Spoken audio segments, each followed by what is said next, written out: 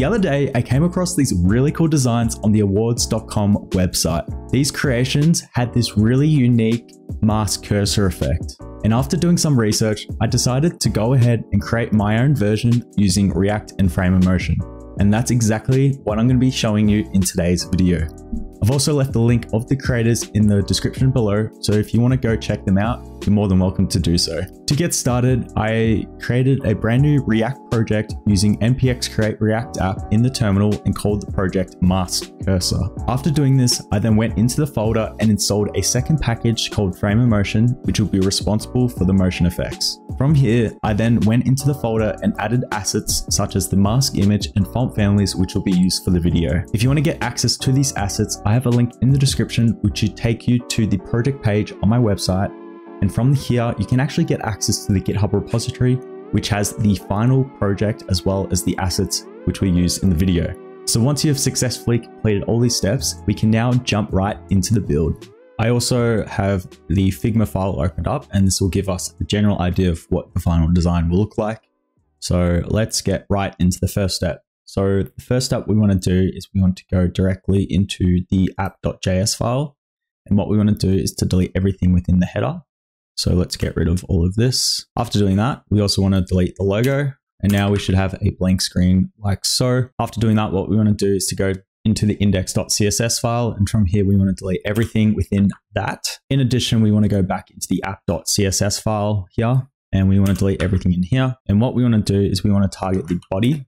And we want to give it a background color of, and if I go directly into the Figma file, and if I click on the background, if I go into the CSS properties, the value of this is hashtag F5, F5, F5. So I'm going to copy that, go directly back into here, change it to that, and that gives it a slight gray color. After doing that, we also want to import the fonts that I brought in. Again, these can be found in the description down below. So what I'm going to do is above body, I am going to add a space. And above body, I'm going to type in @fontface and type in stretch. And I'm going to pinpoint to the font that I imported. So it's in the public folder and under fonts. And we want to click on this one. To make sure that this is working, what I'm going to do is I'm going to target the H1 tags and give it a font family of stretch that I just outlined above. And to make sure this is working, I'm going to go back into our app.js file. And I'm going to quickly change this to JSX. So keep to that. And underneath here, I'm going to put in a H1 and type in this is a test. And hopefully we have that font. It appears that we do. Fantastic. If that's working, we can go back into here and change this to text transform and uppercase. And that way all the layers should be uppercase.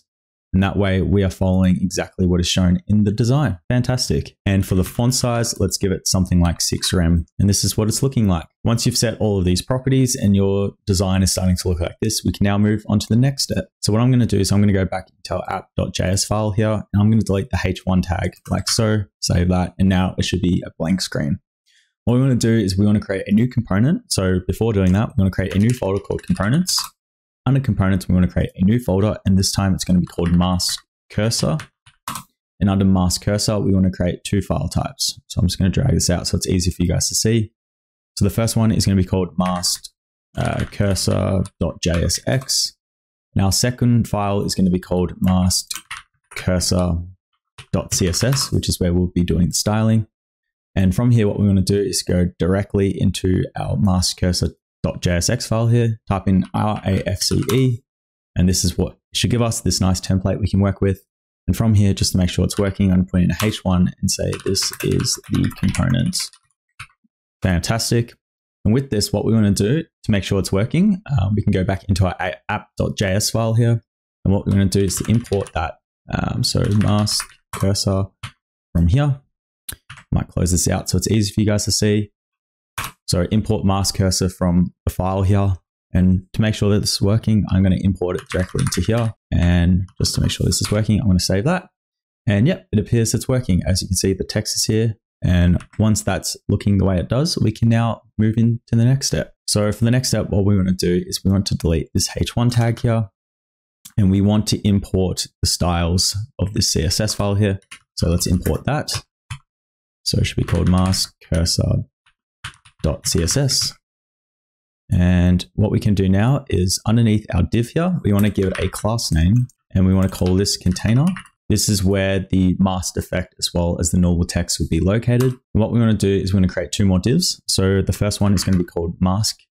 And this mask is where the actual mask effect will take place. And inside of us, we want to have a H1. And for this H1, we want this to be called not add a break and type in found. It should look like this. What we want to do is we want to copy the mask and paste it directly underneath. This time, instead of calling it mask, we're going to call it normal. And for the H1 here, we want to call it at 404 page, like so. So the 404 page is what will be shown to the user, and then not found will be the masked effect underneath. After doing that, what we want to do is we actually want to go back into our app.css file here. And I forgot to add in one other thing. So text align, we're going to make sure this is set to center. So they should look like this. Once your design is looking like this, we can move back into our mask cursor.jsx file. And that's starting to look quite good. After doing this, what we're going to do is we want to go into our CSS file here and we want to start playing around with some properties. So the first one we want to add in is and manipulate is the container div. So for the container, we want to give it a display of flex. We also want to align the items to center so everything's directly in the middle. Justify content as well to center. And after doing that, we also want to give it a height of something like 100 vertical height and also a width of 100 vertical width. So now it should look like this. We want to make sure the flex direction is set to column so that they're directly above and below. I just noticed there's a bit of a gap here. So what we might quickly do is go back into our app.css file here. And for the body, we want to make sure that the margin is set to 0 as well as the padding and ensures we don't have that scroll appearing on the page. So go back into mask cursor.css. And once you've done that, the next thing we want to do is if we go back into our JSX file here, what we want to do is we want to set the mask to absolute. So let's do that right now. So for the mask, let's set the position to absolute. Once we've done this, we then want to add in the mask image, which can be found here. Again, this can be found in the description below. So what we're going to do now is type in mask image. And since it's a URL, we want to target that. So in order to target that, go directly into our public folder. And we want to grab the mask.svg file, save that, and that should be appearing. It's a bit hard to see since we haven't set the width and height yet. But what I'm going to do beforehand, just so we can see it clearly, I'm going to set the background to this value here, which matches up in the Figma design as shown here. I'm going to save that. And we can now start to see that mask appearing. The issue with this is it's repeating multiple times. So in order to ensure it's just one circle, what we can actually do is set the mask repeat to none, or no repeat rather. This way it ensures that the mask can only be shown once. And what we can also do is set the mask height to something like, I don't know, 50 pixels. After doing that, there's a few more things we want to do. We want to make sure that the mask can be accessible to the entire width and height of the document. So in order to do that, we want to make sure the height is set to 100 vertical height. And for the width, let's set it to 100 vertical width. So now it's in the top left corner. This means it's working. Fantastic. After doing that, and to make sure that the text is directly in the center to where the 404 page is, we want to make sure that this is set to a display of flex. We want to align the items to center and also do the same thing for justify content. So center, save that. And then if we look back in the Figma file, you notice that the actual text itself is matching what the background is here. So I'm just going to open up this property here and it should give us the color, which it does here. Fantastic. So I'm going to go back into here. And for the color of the text, I am going to give it this value here. After doing that, another thing we want to make sure is for the H1 tags, we want to make sure that the cursor is set to default. That way it ensures that it doesn't change the cursor when we hover over the actual content for where the mask will appear. Awesome. So that is basically the end of the CSS properties. The next step we want to do is we want to go directly into the JSX file. And from here, we want to start manipulating some variables by using hooks to determine where the mouse is and also to manipulate how the mask look as the cursor moves through the page. So without further ado, let's get right into that now. So what we're going to do now is we want to import the useState hook from React. So in order to that, just type in useState like so. And then we also want to have a side render so that we can track exactly where the cursor is. And that way we can manipulate and trigger where the cursor mask effect will take place. So in order to do that, we want to add in a use effect hook like so. After doing that, we can now start to manipulate some variables. But before we do that, we also want to import motion from frame of motion. This here will enable us to start using some frame of motion properties so that we can not only track the cursor using hooks, but also apply those values using frame of motion and create some really cool animations with the mask effect. So once you've added in the hooks and also importing the motion from frame of motion, we can now use some useState hooks to determine where the cursor coordinates are. So in order to do that, what I'm going to do is I'm just going to add in a comment. So define cursor coordinates. In order to define the cursor coordinates, what we're going to do is to use the useState hook. And what we can do is create a const, square brackets, and in here, let's type in mouse position and type in set mouse position, which will be used to manipulate the value of the mouse position. We want to equal this to a default state of, and since we're using an array, we want to use these curly brackets here. And for the first value, we want to add in X, set that to 0. And for the Y, let's set that to 0 as well. In order for us to track exactly where the mouse position is, and to make sure we're doing all the right steps, what we want to do is to add in a P tag. And from here, what we're going to do is to type in X, and we want to define what the X coordinate is of the cursor on the page. So what we can do is take in the mouse position value here, .x, since we're targeting the X value. As you can see, we have a value of 0 appearing. Just so you guys can see the P value a bit better, I'm going to set the font size of this to 2 rem, so it's twice as big as what it appears. That's looking good. And then from here, what I'm going to do is I'm going to set a Y value and target the Y value of mouse position. Fantastic. So once we start getting the ball running, we can start to see these values change. And once they start changing, that's when we know we have been using the useState hooks as well as the use effects correctly. So that's the first item we want to track. Second item we want to track is to determine if the mouse is hovering over the mask effect in order for that effect to take place. So what we want to do is to define if mouse is hovered on element. From here, what we're going to do is we want to create a const. And in this case, we want to set is hovered as the default state. And in order to manipulate this, to change it to set is hovered, equal that to a useState value, and it's to false, like so. Once you've defined and want to track those two values, the next step is we want to use useEffect to keep track of exactly where the mouse is as it is moved throughout the page. So in order to do that, what we're going to do is I'm going to create a new comment and type in define location of mouse. And what we want to do here is create a useEffect value. Inside of here, we're going to create an arrow function like so. And inside of here, what we're going to do is we want to create a new const, and it's going to be called set from event.